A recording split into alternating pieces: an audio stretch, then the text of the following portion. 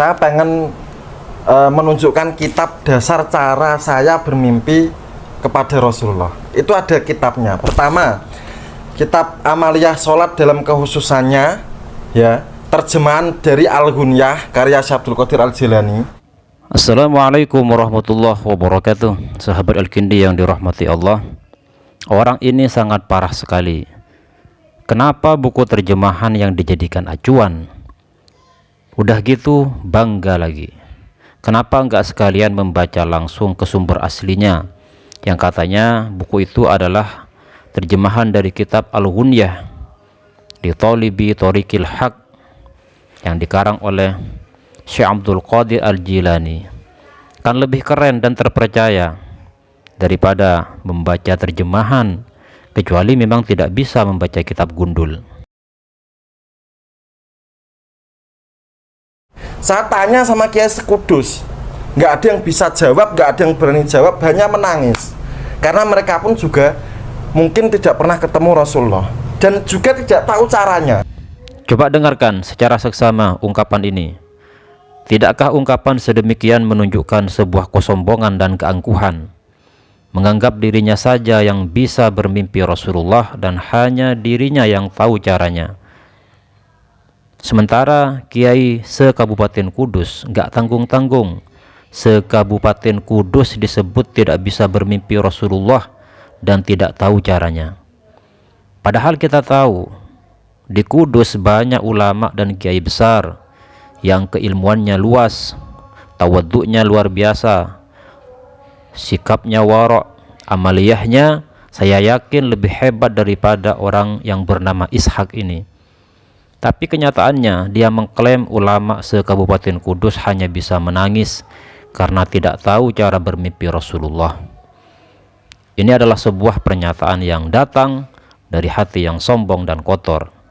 Salah seorang tabi'in bernama Ibrahim At-Taimi, setelah diajarkan Nabi Khidir Al-Musabbi'atul Ashar, buka di kitab Al-Ghunyah karya Syekh Abdul Qadir Al-Jilani bab Al-Musabbi'atul Ashar.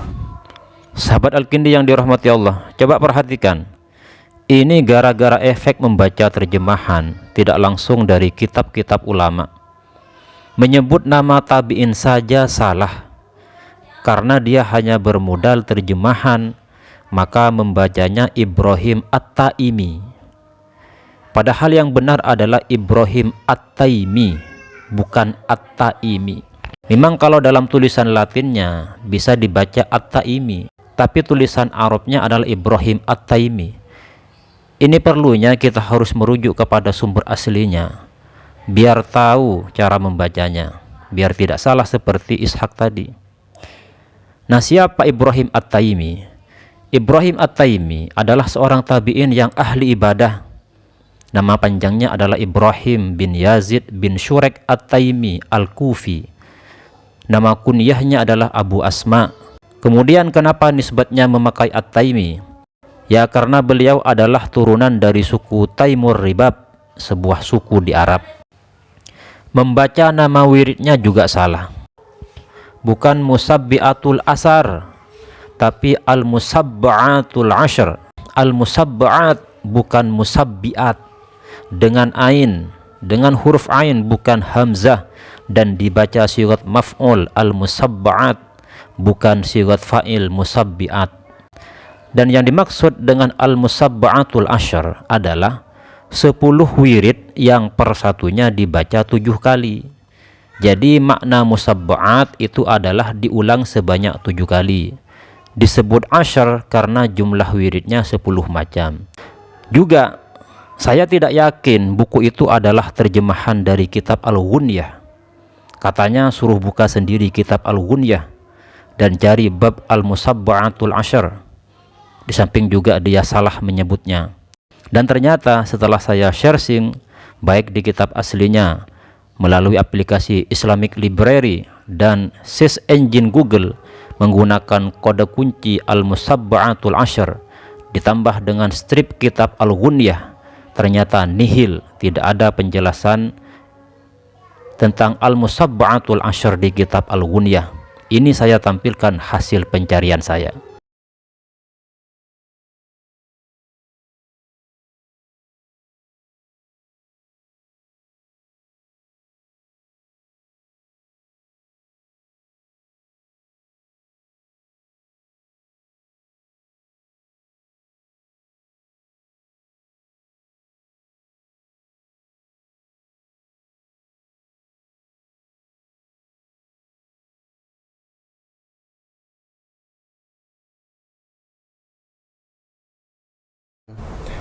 Man sholla alayya fi kulli yaumin alfa marratin lam yamut hatta yara maq'adahu minal jannah. Barang siapa yang bersolawat kepadaku setiap hari 1000 kali, dia tidak akan mati sampai mengetahui tempatnya di surga. Kalau saya mengetahui tempat saya di surga ketika umur 14 tahun, karena saya mengamalkan hadis ini, bukan karena halu. Koreksi yang terakhir adalah cara memahami hadis harus dengan utuh. Kalau bisa dikomparasikan dengan hadis lain biar maknanya jelas. Selanjutnya juga komparasikan dengan ayat Al-Quran, karena bisa saja ada tema yang sama dalam Al-Quran dan hadis tersebut. Nah, dengan cara seperti ini, maka kita bisa memahami secara komprehensif makna atau madlul dalam sebuah hadis. Tidak cukup hanya membaca satu hadis, apalagi membaca terjemahan. Bisa saja terjemahannya yang salah. Dalam pernyataan Ishaq itu mengatakan kalau surga telah ditampakkan kepadanya karena dia sering membaca sholawat berlandaskan pada hadis dalam kitab Afdhulus Sholawat ala Sayyidis Sadat yang dikarang oleh Syekh Yusuf bin Ismail An-Nabhani. Nah, sebelum saya koreksi kualitas hadisnya serta cara dia memahami hadis, sebelumnya perlu saya utarakan bahwa penulis kitab Afdhulus Sholawat yang kitabnya dikutip oleh Ishaq, yakni Syekh Yusuf bin Ismail An-Nabhani, mengakui terhadap nasabnya Ba'alawi yang bersambung kepada Rasulullah Shallallahu Alaihi Wasallam. Lucu kan? Pendapatnya tidak diterima, tapi kitabnya dijadikan acuan. Saya lanjut koreksi kualitas hadisnya. Menurut Imam As-Sakhawi dalam Al-Qaulul Badi'nya, hadis tersebut termasuk kategori hadis mungkar. Sedangkan hadis mungkar ialah hadis yang diriwayatkan oleh perawi dhaif yang menyalahi perawi yang lebih thiqah atau yang kredibel. Dengan demikian, hadis mungkar termasuk kategori hadis dhaif. Terkait hal ini, Imam As-Sakhawi menegaskan, An Anas bin Malik radhiyallahu anhu qala Rasulullah sallallahu alaihi wasallam, man shalla alayya fi yaumin alfa marrah lam yamut hatta yara maq'adahu fil jannah. Rawahu Ibnu Syahin fi taghribihi wa ghairuhu. Makna hadisnya adalah barang siapa yang bersalawat kepadaku setiap hari sebanyak 1000, maka dia tidak akan mati hingga ia melihat tempatnya di surga. Hadis ini diriwayatkan oleh Ibnu Syahin dalam kitab Taghribnya dan ulama yang lain. Ada hadis yang serupa, cuma redaksinya berbeda, yang diriwayatkan dari selain jalur Hakam bin Atiyah. Makanya kata Imam As-Sakhawi mengatakan, waqad rawahu ghairul Hakam wa akhrajahu Abu Syekh min tariqi Hatim bin Maimun an Thabit wa lafdhuhu lam yamut hatta yubasysyara bil jannah. Jadi hadis yang pertama tadi, man shalla alayya fi yaumin alfa marrah lam yamut hatta yara maq'adahu fil jannah, itu dari jalur Hakam bin Atiyah. Sedangkan dari jalur yang lain hadisnya adalah man shalla alayya fi yaumin alfa marrah lam yamut hatta yubasysyarah bil jannah. Barang siapa yang membaca sholawat kepadaku setiap hari sebanyak 1000 kali, maka dia tidak akan mati hingga dia diberi kabar gembira dengan surga. Jadi maksud orang yang bersolawat sebanyak 1000 kali kepada Nabi setiap hari dia tidak akan mati hingga ditampakkan tempatnya di surga, itu adalah diberi kegembiraan, diberi bisyarah dengan ditampakkannya surga. Nah, kapan ditampakkan surga tersebut? Nanti saya akan ulas di pemahaman hadisnya. Nah, cuma kemudian Imam As-Sakhawi mengutip pendapat dari gurunya yaitu Ibnu Hajar, mengatakan bahwa hadis tersebut atau hadis ini termasuk kategori hadis mungkar. Makanya di redaksi terakhir Imam As-Sakhawi bilang dalam Al-Qaulul Badi' fi Shalat 'alal Habib Syafi', beliau mengatakan wabil jumlah fahuwa hadisun mungkar kama qalahu syaikhuna. Dengan demikian, secara keseluruhan hadis ini hadis mungkar sebagaimana pernyataan dari gurunya yaitu Imam Ibnu Hajar. Kemudian dari segi pemahaman juga salah yang diutarakan oleh si Ishaq itu. Dengan berlandaskan hadis tersebut, dia mengklaim bahwa dia telah melihat tempatnya di surga. Padahal melihat tempat di surga yang dimaksud dalam hadis tersebut itu bukan dalam keadaan sehat-sehat, dalam keadaan masih waras seperti Ishak itu, enggak. Maksudnya adalah akan ditampakkan tempatnya di surga ketika orang tersebut sudah dalam keadaan muhtadhar atau sakaratul maut. Kenapa harus dipahami seperti itu? Karena ada keterangan dalam ayat Al-Quran baik di surah Fussilat dan surah yang lain. Saya bacakan ayatnya. A'udzubillahi minasyaitonirrajim. Innalladzina qalu rabbunallahu tsumma istaqamu tatanazzalu 'alaihimul malaikatu alla takhafu wa la tahzanu wa abshiru bil jannati allati kuntum tu'adun. Nah, di sini ada kata kunci wa abshiru bil jannah. Kemudian juga ayat berikut, a'udzubillahi minasyaitonirrajim, lahumul busyra fil hayatid dunya wa fil akhirah la tabdila likalimatillah dzalika huwal fawzul azim.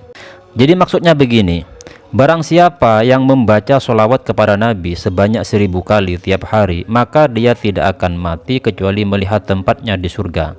Atau dengan redaksi hadis lain, dia tidak akan mati sampai dia mendapatkan bisyarah sebuah tempat di surga. Nah, di hadis yang kedua itu ada kata-kata bisyarah.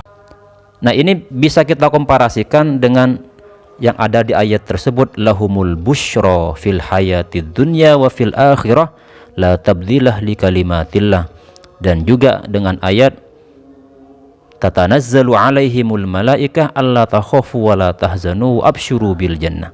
Jadi di sini sama-sama ada bisyarah bil jannah. Maka cara memahami hadis tersebut harus dikomparasikan dengan penafsiran yang ada di ayat surah Fussilat dan yang lain yang juga berbicara tentang bisyarah. Saya kutip dalam tafsir Al-Baghawi ketika menafsiri ayat lahumul busyra fil hayatid dunya wa fil akhirah, bagi mereka sebuah busyra atau kabar gembira atau bisyarah baik di kehidupan dunia maupun di kehidupan akhirat. Nah, yang dimaksud adalah sebagaimana Al-Imam Al-Baghawi mengutip pendapat Imam Az-Zuhri dan Qatadah. Di sini saya bacakan redaksinya atau penafsirannya. Wa qala Az-Zuhri wa Qatadah hiya nuzulul malaikah bil bisyarah minallahi ta'ala indal maut. Qala Allah ta'ala tatanazzalu alaihimul malaikah alla takhafu wa la tahzanu wa abshiru bil jannati allati kuntum tu'adun. Jadi rupanya Imam Az-Zuhri dan Qatadah mengkomparasikan ayat lahumul busyra ini dengan ayat yang ada di surah Fussilat, yaitu absyiru bil jannah.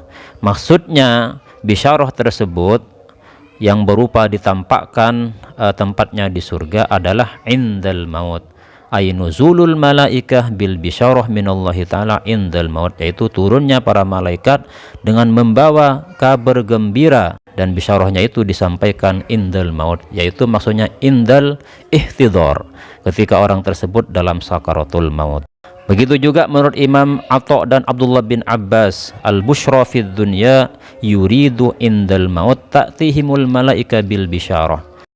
Jadi simpelnya begini, barang siapa yang membaca sholawat kepada Nabi sebanyak 1000 kali tiap hari, maka dia tidak akan mati kecuali melihat tempatnya di surga. Nah, maksud melihat tempatnya di surga adalah dia akan diberi kabar gembira, yakni melihat tempatnya di surga saat dia dalam keadaan sakaratul maut, bukan ditampakkan dalam keadaan bermimpi sebagaimana penuturan Ishak tersebut. Dia bermimpi ditampakkan surga sampai jalan-jalan. Itu adalah pendapat yang ngawur dan tidak berdasar. Nah, itulah pentingnya mengkomparasikan beberapa nas baik itu hadis maupun Al-Quran. Jadi tidak bisa kita memahami Al-Quran ataupun hadis secara parsial ya, apalagi hanya melalui terjemahan. Semoga video ini bermanfaat. Wassalamualaikum warahmatullahi wabarakatuh.